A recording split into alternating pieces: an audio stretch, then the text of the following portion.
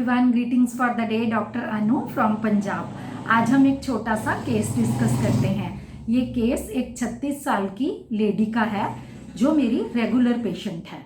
वो बहुत टाइम के बाद मेरे पास दोबारा आए।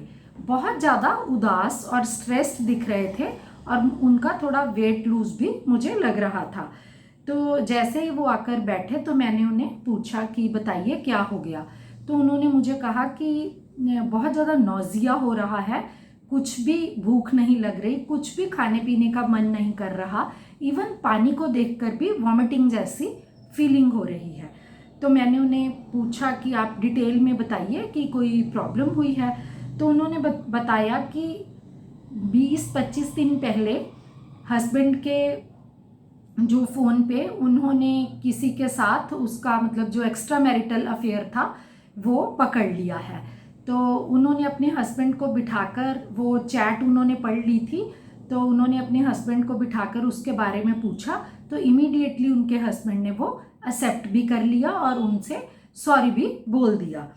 लेकिन उन्होंने मेरे को बोला कि डॉक्टर साहब 12 साल हो गए हैं शादी को, ऐसा कभी भी नहीं था, आंख बंद करके कसम खाने वाला रिलेशनशिप था हमारा। उन्होंने फिर मेरे को बोला, तो मैंने पूछा कि तो फिर आपने क्या झगड़ा किया, आपकी कहाँ सुनी हो गई, आपने अपने मदर इन लॉ को बताया या अपने मॉम को बताया। तो मैंने उनसे ये सब पूछा। तो उन्होंने मेरे को कहा कि आपको पता है झगड़ा नहीं कर सकती, लेकिन बात दिमाग से निकल ही नहीं रही है। बस उस दिन के बाद मैंने इनके साथ वो टॉपिक पे कोई भी बात नहीं की। कमरे से बाहर बात नहीं जानी चाहिए। आप ऐसी मेडिसिन दो कि मैं सब कुछ एक्सेप्ट कर लूँ। हस्बैंड के सामने बिल्कुल नॉर्मल बिहेवियर कर रही हूँ, लेकिन जब ये चले जाते हैं तो बहुत ज़्यादा मन में डर बैठा रहता है कि फ्यूचर में ऐसा फिर ना हो जाए। This is the case, please analyse, then we will discuss the rubric.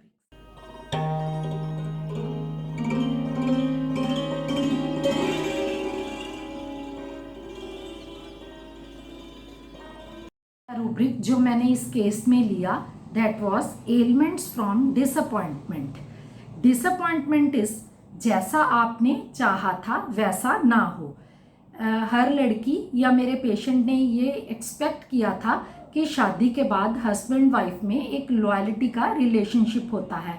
12 साल उसने ऐसे निकाले कि जैसे डॉक्टर साहब आंख बंद करके कसम खाने वाला रिलेशनशिप था, लेकिन अब वो ऐसा नहीं हुआ। Now the patient is disappointed और ये पता लगने के बाद उनकी भूख प्यास बिल्कुल खत्म हो गई है। Second rubric which I took was sensitive to moral impressions. What are morals? Morals are उचित अनुचित की बात, उससे रिलेटेड। कमरे से बात बाहर नहीं जानी चाहिए। मतलब जो इनका झगड़ा है, जो हस्बैंड मतलब लोग क्या कहेंगे, जो मॉरली, जो सोसाइटी में मॉरली एक्सेप्टेड नहीं है, वो बात हो गई है, अब वो कमरे से बाहर नहीं जानी चाहिए। The third rubric was cowardice. Cowardice is lack of courage, behavior that shows how afraid she is. So I took the rubric cowardice. And the fourth rubric, which was very important in the case, was delirium look fixed on one point. अब उसके दिमाग में वो बात अटक गई है, वो बात निकल ही नहीं रही है। So I took this rubric. The next rubric was fear betrayed of being. Patient के साथ एक बार धोखा हो गया है, अब पेशेंट चाहता है कि आप मुझे ऐसी दवाई दो कि मैं ये सब एक्सेप्ट कर लूँ, लेकिन उसके मन में जब उसके हस्बैंड बाहर चले जाते हैं फिर भी ये डर बना रहता है कि ऐसा ना हो जाए। And the last rubric which I considered was carried desire to be carried. तो मैंने उनको इग्निशिया 200 की 3 डोज दी थी और मैंने उन्हें बोला था कि आप मुझे नेक्स्ट डे ही फील बताना कि आप कैसा फील कर रहे हैं। देन शी सेड कि डर कम लग रहा है, आज अच्छे से खाया मैंने पहली बार इतने दिनों के बाद खाना और मैं काफ़ी बेटर महसूस कर रही हूँ। और हमने 15 दिन के बाद उनकी मेडिसिन बंद कर दी। Thank you everyone.